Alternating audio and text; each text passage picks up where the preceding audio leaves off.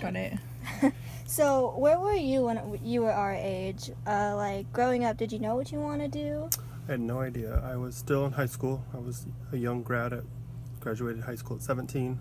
I wanted originally to get into graphic design and art, but after taking classes at the college, I realized that it wasn't a passion of mine, and I slowly turned to other things that I was more interested in. That's cool.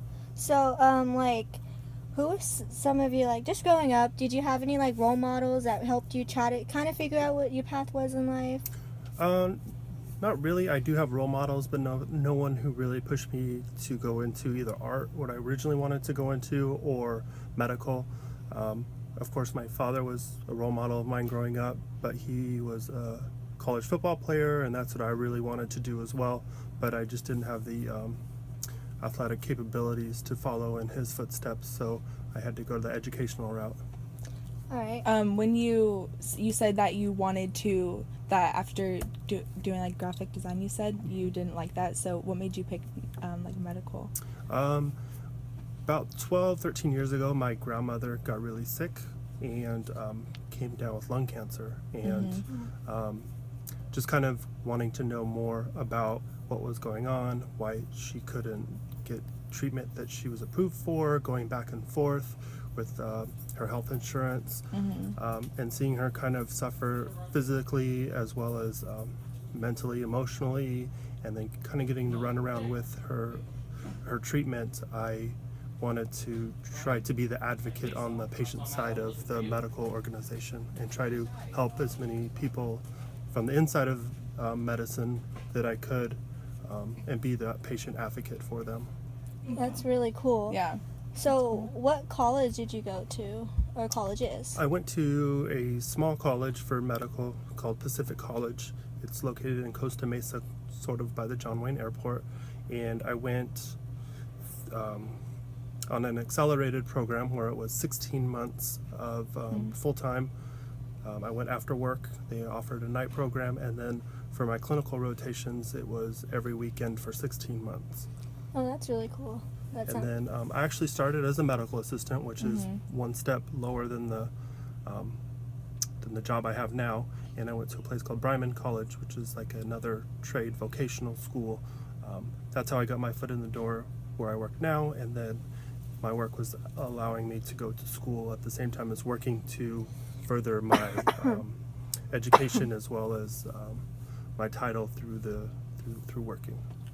What's the difference between being a medical assistant and what you do now?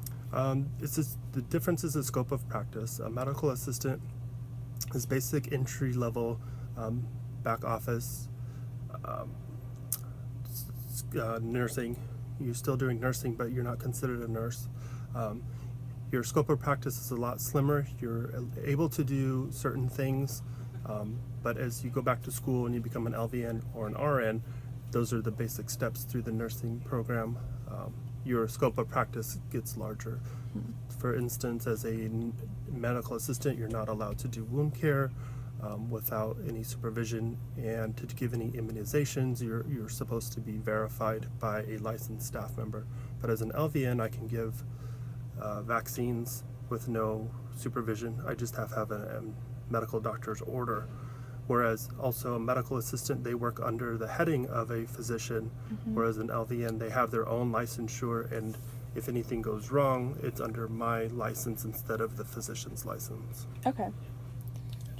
Excuse me. So, like, when you're in college, what classes do you need to take to start off on the route to become into the medical field? That's a good question. A lot of the medical field across the board, across the board, doesn't matter which college you go to, there are a set standard of prerequisite courses, including microbiology, anatomy, physiology, chemistry, and then that's where it starts to separate depending on which specialty and which college you go to, depending on their prerequisites. But those are the core 4 classes that you normally have to take.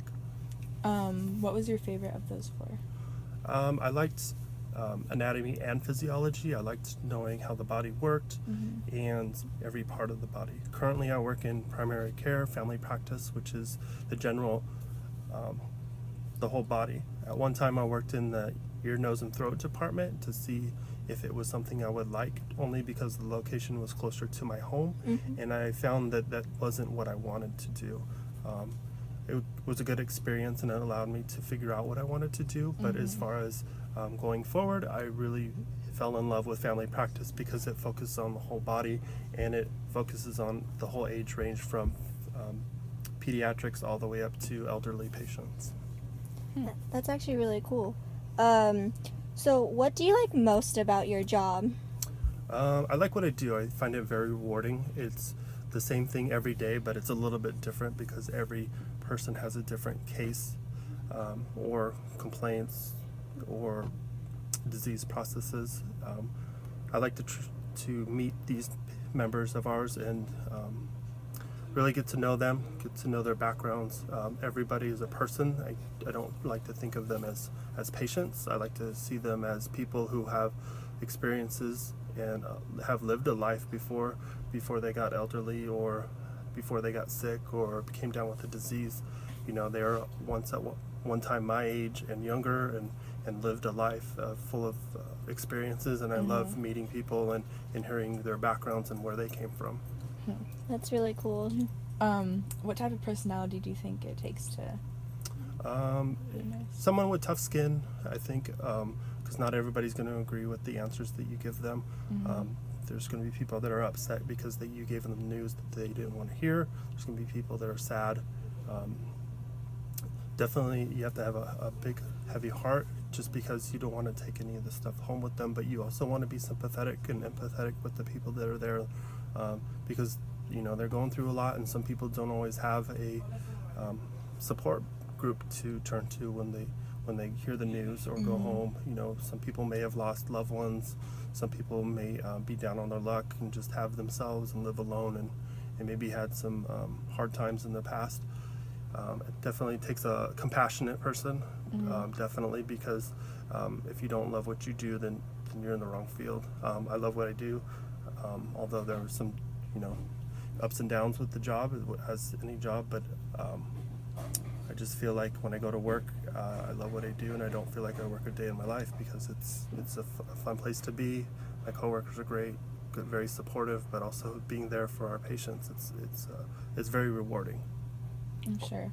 Yeah, that's why I want to be a nurse too, because I understand what it's like to be a patient and to go through those hard times, and I feel like, well, I want to be able to help one day. But here's another kind of silly question. It's kind of a question she already asked, but like, what's a typical day like? Your typical day, like hours wise, like how long is your How long is your day? Yeah, how long is your day? Excuse me, I can't talk right now. But like, how long is your day and hours wise? What stuff I'm like pretty that. fortunate. I work a 36-hour week. The clinic I work at is Monday through Friday, and we're closed on the weekends. I typically work 8:15 to 5:15. It's pretty standard, come in to see your doctor, which is very nice. I'm very fortunate to work with a awesome, outstanding physician that I have a great relationship with. We talk casually and are very open to feedback from one another, so that's very fortunate. Sometimes not every physician-nurse relationship is that lucky. But typically we see patients once every 20 minutes, and then up until 12:30 for our lunch hour, and then we start back up at 1:30 and see patients all the way up to 4:30. Typically we see around 20 to 22 patients in a day, depending on how long the appointments are. Usually they're 20 minutes each, but you just have to have your own drive, because it to keep our physician on schedule, to make sure that the members are seen in a timely manner. But it's very, very rewarding.